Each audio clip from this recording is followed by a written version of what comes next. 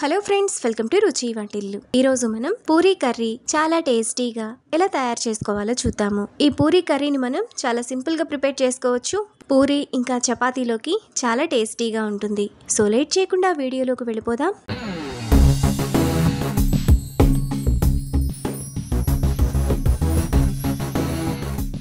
ముందుగా పూరీ కర్రీ చేసుకోవడానికి ఒక బౌల్ తీసుకొని అందులో పావు కప్పు శనగపిండి, కొద్దిగా నీళ్లు పోసుకొని ఉండలు లేకుండా బాగా కలుపుకోవాలి.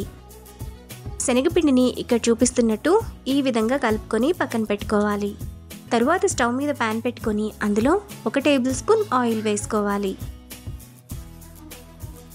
ఆయిల్ వేడైన తర్వాత 1 టేబుల్ స్పూన్ తాలింపు గింజలు వేసుకొని ఫ్రై చేసుకోవాలి. ఆవాలు చిటపట్లాడిన తర్వాత సన్నగా తరిగిన 4 ఉల్లిపాయలు, సన్నగా తరిగిన 3 పచ్చిమిరపకాయలు, 1/2 టీ స్పూన్ అల్లం ముక్కలు, 1 రెమ్మ కరివేపాకు, 3 టేబుల్ స్పూన్ల పచ్చి బఠానీ వేసుకొని 2-3 నిమిషాల పాటు బాగా కలుపుకోవాలి. ఈ పూరీ కర్రీలో మీరు కావాలనుకుంటే క్యారెట్ని కూడా వేసుకోవచ్చు. 2-3 నిమిషాల తర్వాత ఉల్లిపాయలు మనకు ఈ విధంగా కొద్దిగా మగ్గుతాయి. ఇప్పుడు 1/2 టీ స్పూన్ పసుపు, టేస్ట్కి తగినంత ఉప్పు వేసుకొని మరో నిమిషం పాటు మీడియం ఫ్లేమ్లో ఫ్రై చేసుకోవాలి.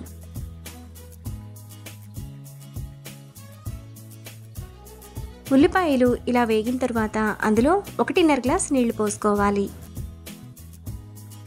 ఇప్పుడు ఒకసారి కలుపుకోవాలి. ఇలా కలుపుకున్న తర్వాత మూత పెట్టుకొని 3-4 నిమిషాల పాటు ఉడకనివ్వాలి. 4 నిమిషాల తర్వాత ఉల్లిపాయలు ఈ విధంగా మెత్తగా ఉడికిపోతాయి. ఇప్పుడు పావు కిలో బంగాళదుంపలను ఉడికించి పైన పొట్టు తీసి ఇలా మెత్తగా చేసుకొని వేసుకోవాలి. ఇప్పుడు ఒకసారి బాగా కలుపుకోవాలి. మీకు పూరీ కర్రీ పల్చగా కావాలనుకుంటే ఇంకొద్దిగా వాటర్ని యాడ్ చేసుకోవచ్చు. ఇలా కలుపుకున్న తర్వాత మూత పెట్టుకొని మరో 3 నిమిషాల పాటు మీడియం ఫ్లేమ్లో ఉడకనివ్వాలి. 3 నిమిషాల తర్వాత ఆలు కూడా ఈ విధంగా బాగా కలిసిపోతుంది. ఇప్పుడు ముందుగా మనం పక్కన పెట్టుకున్న శనగపిండిని వేసుకొని సిమ్ ఫ్లేమ్లో కలుపుకోవాలి.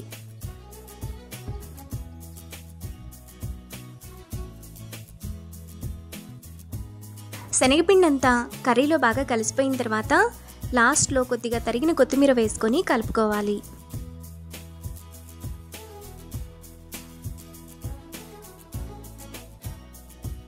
ఇలా కలుపుకున్న తర్వాత మరో నిమిషం పాటు మీడియం ఫ్లేమ్లో కర్రీని ఉడకనివ్వాలి.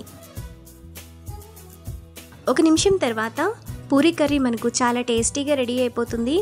ఇప్పుడు ఈ కర్రీని బౌల్లోకి తీసుకొని పూరీతో సర్వ్ చేసుకుంటే ఎంతో టేస్టీగా ఉండే పూరీ కర్రీ రెడీ. ఈ కర్రీ చపాతీలోకి కూడా బాగుంటుంది. ఈ రెసిపీని మీరు కూడా ట్రై చేసి మీకు టేస్ట్ ఎలా కుదిరిందో నాకు కామెంట్స్లో షేర్ చేయండి. ఈ వీడియో కనుక మీకు నచ్చినట్లయితే లైక్ చేసి, షేర్ చేసి, సబ్స్క్రైబ్ చేయండి.